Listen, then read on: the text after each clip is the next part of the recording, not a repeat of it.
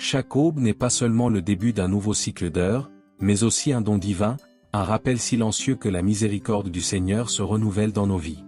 Le prophète Jérémie l'a exprimé au cœur de sa tristesse lorsqu'il a écrit dans Lamentations 3, 22-23, « Par la miséricorde de l'Éternel nous ne sommes pas consumés, car ses compassions ne sont pas à leur terme. Elles se renouvellent chaque matin, grande est ta fidélité. » Ces paroles ont surgi sur fond de ruines et de larmes, alors que Jérusalem était détruite et que le peuple subissait les conséquences de ses péchés. Pourtant, même au milieu des cendres et des décombres, Jérémie levait les yeux pour se rappeler que chaque aube était une nouvelle occasion de faire confiance à la fidélité de Dieu. Le voyez-vous? Si, au milieu de la désolation de tout un peuple, Jérémie pouvait déclarer que chaque matin était une démonstration de miséricorde, à combien plus forte raison pouvez-vous embrasser cette vérité lorsque vous vous réveillez dans votre propre vie? Chaque jour, lorsque nous ouvrons les yeux, nous vivons ce moment sacré, presque imperceptible, où nous pouvons décider si nous marcherons sous le poids de notre force humaine ou si nous confierons le cours de notre voyage au Dieu qui règne sur les cieux et la terre. À cette époque, les Israélites comprenaient que le succès de leur jour ne dépendait pas de l'abondance des ressources ou de la puissance militaire, mais de leur dépendance au Seigneur. Le passage des Proverbes 3, 5-6 nous rappelle, « Confie-toi en l'Éternel de tout ton cœur, et ne t'appuie pas sur ta sagesse. Reconnais-le dans toutes tes voies, et il aplanira tes sentiers. » Le sage Salomon a écrit cela à une époque de prospérité et de splendeur en Israël, mais il a averti que la véritable sécurité ne résidait pas dans l'or ou la sagesse humaine, mais dans une confiance totale en Dieu. Aujourd'hui, cette même décision vous appartient. Chaque jour est un nouveau scénario où vous pouvez choisir de marcher en vous fiant à vos capacités limitées ou de tout remettre entre les mains du Tout-Puissant. Combien de fois vous êtes-vous réveillé l'esprit rempli d'inquiétude, pensant à des problèmes financiers, à des décisions familiales ou à des charges professionnelles? Et pourtant, avez-vous, dès le premier instant, arrêté votre cœur pour dire « Seigneur, ma journée est à toi, mes difficultés sont à toi, mes pas dépendent de toi ?» Cet acte d'abandon est la clé pour marcher non pas sous le poids de l'anxiété, mais avec le repos de la foi. C'est pourquoi aujourd'hui, je veux vous accompagner vers une scène de la parole qui nous rappelle avec force que la victoire ne s'obtient pas par des stratégies humaines ou des ressources visibles. La véritable force réside dans une dépendance absolue à Dieu, comme l'ont fait des hommes et des femmes qui, au cœur de leur fragilité, se sont abandonnés et ont trouvé la réponse en lui.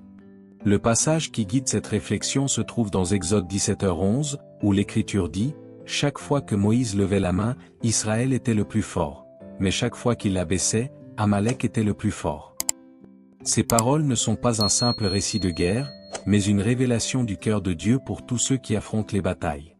Israël venait de quitter l'Égypte, un peuple las de l'esclavage, inexpérimenté au combat, et devait maintenant affronter les féroces Amalécites, un ennemi adepte des attaques surprises. Dans ce contexte, Moïse monta au sommet de la montagne, non pas pour brandir une épée, mais pour lever les mains au ciel. Ce geste était plus puissant que toute stratégie militaire, car il déclarait publiquement « Notre confiance ne repose pas sur la puissance des hommes, mais sur le secours du Dieu d'éternité. » Chaque fois que ses mains restaient levées, Israël avançait. Mais lorsque la fatigue naturelle faisait baisser ses bras, l'ennemi gagnait du terrain. C'est là qu'Aaron et Hur l'ont soutenu, nous rappelant que nous avons souvent besoin du soutien spirituel d'autrui pour persévérer dans la foi. Ce passage révèle un principe éternel. Les batailles ne se gagnent pas seulement sur le champ de bataille, mais sur l'autel de la dépendance absolue envers Dieu. Le psaume 20h7 nous offre une autre perspective sur cette vérité. Certains se confient aux chars, d'autres aux chevaux, mais nous nous souviendrons du nom de l'Éternel, notre Dieu. À l'époque du roi David, les nations mesuraient leur puissance militaire au nombre de chevaux et de chars qu'elles possédaient, mais le psalmiste déclarait que la véritable puissance résidait dans la confiance en l'Éternel. Tout comme Israël a triomphé lorsque Moïse avait les mains levées, vous aussi triompherez si vous soumettez votre vie à Dieu par la prière et la foi. Le roi Ézéchias a vécu la même chose lorsqu'il a appris que sa vie touchait à sa fin. La Bible nous rapporte dans Ésaïe 38 qu'à l'annonce de la sentence de mort, Ézéchias tourna son visage vers le mur et pleura amèrement en priant l'Éternel. Et Dieu lui répondit, lui accordant 15 années de vie supplémentaires. Les mains levées de Moïse et les larmes d'Ézéchias sont des gestes différents, mais tous deux parlent le même langage, la foi qui crie vers le ciel. Aujourd'hui, le passage de l'Exode n'est pas seulement un souvenir historique, c'est une invitation personnelle. Quel que soit votre combat, une maladie, un conflit familial, une crise économique ou une lutte intérieure où la victoire n'est pas assurée par des épées humaines, mais par des mains levées avec foi. Fermez les yeux un instant et imaginez la scène en détail. Le peuple d'Israël, qui avait traversé des terres arides sous un soleil de plomb, était épuisé après des jours et des jours d'errance dans le désert. Leurs sandales étaient usées, leurs corps couverts de poussière, leurs enfants pleuraient d'épuisement. Soudain, ils se retrouvèrent face à un ennemi redoutable, les Amalécites, guerriers experts, rusés dans leur stratégie et impitoyables dans leurs attaques. Le bruit métallique des épées qui s'entrechoquent résonne dans la vallée. Les cris de douleur et de guerre se mêlent au grondement des pas fermes, soulevant la poussière à chaque attaque. L'air lui-même semble chargé de tension et de mort. Mais au sommet d'une colline, isolée du fracas de la bataille, se tient une figure âgée mais déterminée, Moïse, l'homme de Dieu. Il ne manie pas d'armes, il ne tient pas de bouclier, mais il tend les bras vers le ciel dans un geste qui transcende l'humanité. À chaque instant où il reste les mains levées, l'armée d'Israël prend l'avantage, les guerriers reprennent courage et leurs épées semblent plus légères. Cependant, lorsque la fatigue naturelle le pousse à baisser les bras, les Amalécites commencent aussitôt à gagner du terrain.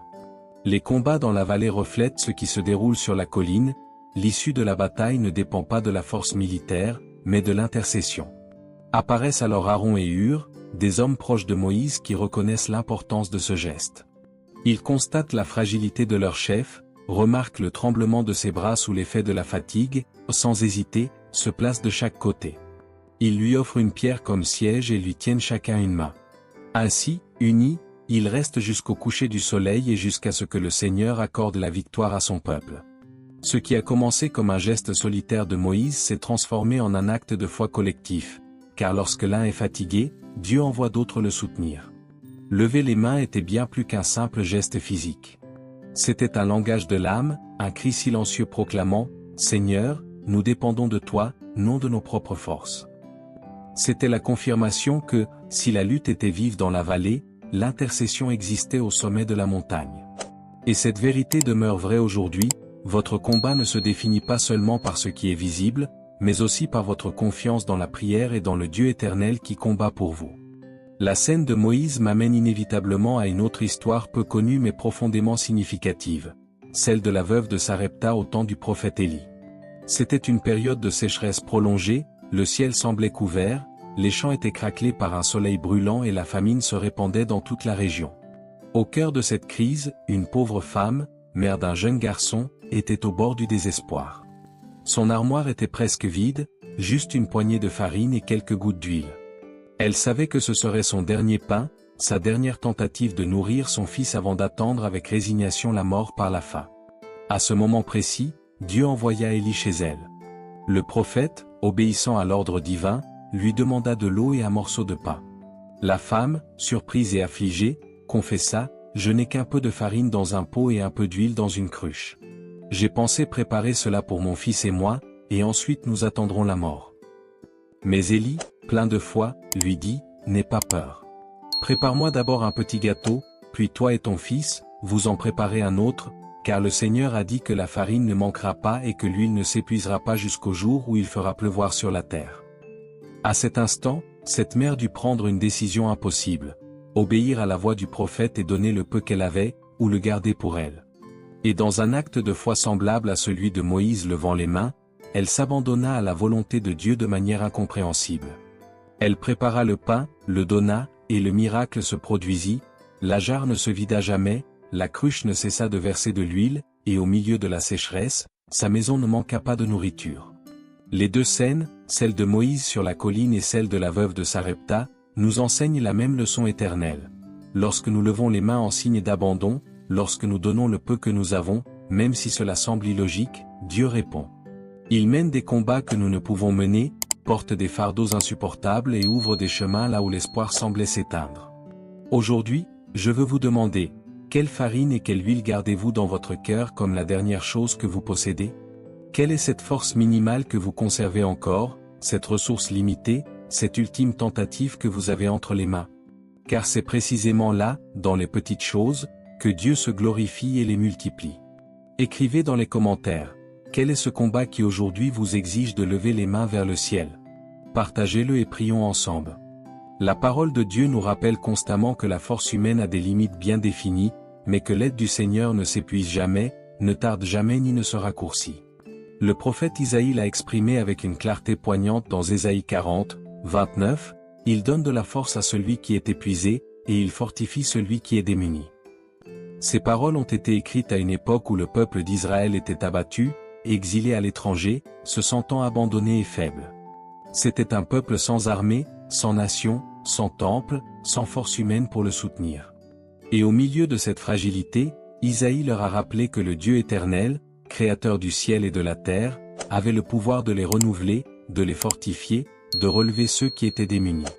Cette même promesse demeure vivante pour vous, lorsque la vie vous laisse sans force, lorsque les larmes vous ont épuisé et que vous sentez que vous ne pouvez plus continuer, le Seigneur vient multiplier le peu qui vous reste et le transformer en une force nouvelle. L'apôtre Paul réaffirme également cela dans son témoignage personnel lorsqu'il écrit dans 2 Corinthiens 12:9, « Ma grâce te suffit, car ma puissance s'accomplit dans la faiblesse. » Paul n'était pas un homme ordinaire, c'était un apôtre rempli de révélations, mais il portait aussi une écharde dans la chair, qui le faisait se sentir faible et limité. Il a lui-même supplié Dieu de lui ôter ce fardeau, mais la réponse de Dieu a été différente, « Ma grâce te suffit, car ma puissance s'accomplit dans ta faiblesse. » Ainsi, Paul comprenait qu'il n'était pas fort par lui-même, mais parce que dans sa fragilité, Dieu brillait davantage. Moïse, de même, n'a pas vaincu grâce à une énergie infinie, mais parce que, épuisé, lorsqu'il ne pouvait plus tenir, Dieu a manifesté sa gloire à travers lui. Et cette promesse s'applique aussi à vous aujourd'hui. Même si vos mains tremblent, même si votre voix peine à prier, tout le ciel s'incline pour combattre pour vous. Le psalmiste l'a également compris et l'a exprimé dans le psaume 121, 1-2, « Je lève les yeux vers les montagnes. D'où me viendra le secours? Mon secours vient du Seigneur, qui a fait les cieux et la terre. » Ce chant s'élevait alors que les pèlerins montaient vers Jérusalem, fatigués par le voyage et menacés par leurs ennemis. Lever les yeux était un acte d'espérance, une déclaration que le secours ne vient pas du visible ou de l'humain, mais du Seigneur qui soutient tout. Moïse a levé les mains, le psalmiste a levé les yeux, et aujourd'hui, vous pouvez lever votre cœur avec la certitude que votre secours vient du même Dieu qui ne faillit jamais, qui ne dort jamais et n'oublie jamais les siens. Et ici, je vous demande, dans quel domaine de votre vie sentez-vous que vous manquez de force? Ou avez-vous besoin que Dieu multiplie le peu qui vous reste? Quelle prière tremblante attend d'être soutenue par la puissance du Seigneur? Dans le Nouveau Testament, cette même vérité resplendit avec éclat. Le livre des Actes, chapitre 16, nous relate un épisode bouleversant de la vie de Paul et Silas. Après avoir prêché à Philippe et libéré une jeune femme opprimée par un esprit, ils furent injustement accusés, cruellement fouettés et jetés dans une prison obscure. Leur dos était lacéré, leur corps douloureux et leurs pieds entravés. Humainement parlant, il n'y avait aucun espoir, tout était fermé. Mais au milieu de ces ténèbres, au lieu de céder à la douleur, ils élevèrent la voix dans la prière et entonnèrent des chants de louange. Cette nuit-là, des hymnes résonnèrent sur les murs de la prison, et tous les prisonniers écoutèrent. Soudain, un tremblement de terre secoua la prison, les portes s'ouvrirent, les chaînes furent brisées, et ce qui avait été une nuit d'oppression devint un témoignage éternel de victoire. Bien que ses mains soient liées, sa foi était libre, et cette foi libéra la puissance de Dieu. Cette histoire rejoint la promesse que Dieu lui-même a faite dans Jérémie 33, 3, « Invoque-moi, et je te répondrai, je t'annoncerai de grandes choses cachées que tu ne connais pas. » Jérémie entendit cette parole en prison, alors que tout semblait terminé, et pourtant Dieu lui révéla que l'impossible pouvait devenir possible. Tout comme Moïse leva les mains, comme la veuve offrit son dernier morceau de farine, comme Paul et Silas chantèrent dans la nuit, aujourd'hui nous nous rappelons que lever les mains, crier et compter sont le même langage de la foi. C'est pourquoi je vous invite à le faire ensemble. Votre vallée de lutte aujourd'hui ne ressemble peut-être pas à celle d'Israël ou de Paul, mais elle est tout aussi lourde. Votre famille est peut-être sous le choc, votre santé peut se détériorer, les finances peuvent être difficiles, ou votre foi peut être ébranlée. Quel que soit votre combat, rappelez-vous que vous n'êtes pas seul. Tout comme Moïse avait Aaron et Hur pour le soutenir, vous aussi avez un Dieu qui ne vous permettra pas de tomber, un Père qui combattra pour vous. Et je vous demande, quelle est votre prison aujourd'hui? Quelle chaîne devez-vous briser? Quelle vallée traversez-vous pour lever les mains et implorer l'intervention de Dieu? Seigneur bien-aimé et fidèle, en ce moment, nous prenons le temps de lever nos mains et notre cœur devant toi. Nous ne venons pas avec l'arrogance de ceux qui croient tout maîtriser, mais avec l'humilité d'enfants qui reconnaissent qu'ils dépendent de la grâce de leur Père. Merci, Seigneur, car malgré nos journées pleines d'épreuves, tu renouvelles ta miséricorde chaque matin. Merci, comme le dit ta parole dans le psaume 46, 1, tu es notre refuge et notre force, un secours toujours présent dans la détresse.